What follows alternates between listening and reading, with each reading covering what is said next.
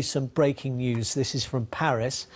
We reported here a week ago some pretty rough scenes. The scenes seem to be a lot worse at the moment, not least because of the weather, but also those fuel protests involving the yellow-jacketed protesters on the streets of Paris. They were there last weekend. They've been there actually most of the weekends for the last month, and the scenes are getting a lot more lively. We've had tear gas, we've had the riot police out, riot trucks also out on the streets at the moment, and we are hoping to talk to our correspondent Hugh Schofield in Paris as soon as we can get him. It's actually not, as you can see, that safe to be on the streets in the protest itself, so we hope perhaps we can talk to him from our bureau. You can hear the tear gas canisters going off. This is the favoured method of trying to control the protesters. Last weekend it was because a group of protesters had tried to surge through a police line and the police were holding them back, and this is despite attempts by President Macron to take some of the political heat out of this controversy over the increase in fuel tax which he has introduced, and it effectively means, I think I'm right in saying, that fuel has gone up by about 23% in recent months, so it's caused a great deal of anger, and that anger seems to have spread across class and community, rural and urban, although the streets of course are now actually on the streets of the capital.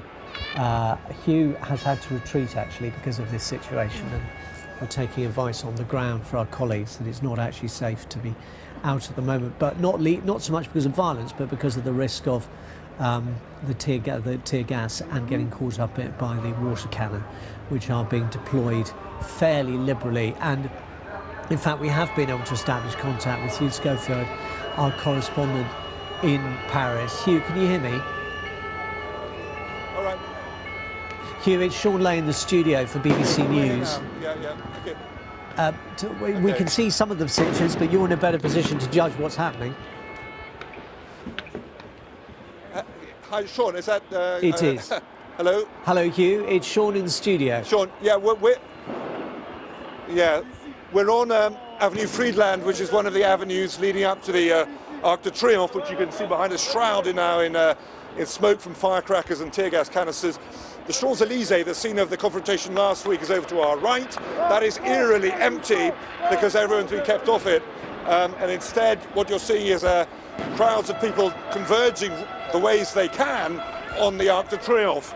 They don't know what awaits them there. There's no particular call to go anywhere, but word has got out that the Arc de Triomphe is the place to be. You can see that some of these people have got masks on. They're clearly ready for a confrontation.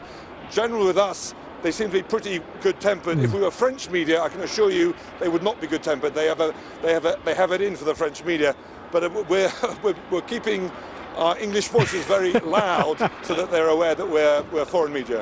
And Hugh, what's driving this protest? Because it's sustained itself despite every attempt by the government to pacify the protesters.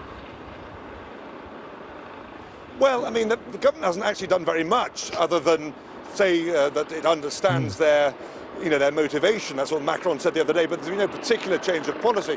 This is the 50% of the French population that we don't really see very much. This is not the thriving in the big cities. This is not the impoverished people in the banlieue with the high immigration areas and so on. This is the other 50% who live out in small towns around the country. People who feel that they are completely forgotten economically, culturally, politically, and who feel they have to bear the brunt of taxes which they say have been going up constantly over the last years, and that this fuel tax, which is now coming in, is the kind of straw that has broken the camel's back. It's the trigger for them. But if you ask any of them, they say that's not just the fuel tax, it's everything. It's the way we feel that we're crushed, our way of life has been crushed, the way we can't, as they say here, boucler les fins de mois, means sort of make ends meet at the end of the month. Macron, baisse tes morts, enculé, va, fils de pute. Yeah, baisse tes morts.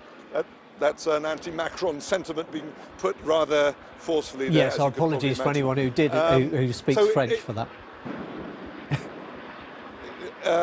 So it's that 50% of the population who feel that they're not taken into account, and who feel that their poverty, growing poverty, is not being listened to in Paris. And this is being a kind of social media kind of protest movement has formed in a very amorphous, formless way. There's no leader, there's no particular demand. They've come up here. Word is they've got to go to the Arc de Triomphe. That's where they're going. But it's a completely different kind of protest from the ones we normally see in Paris, which are normally behind a banner of a union or a political party. This is just people. Hugh Schofield in Paris, thank you very much.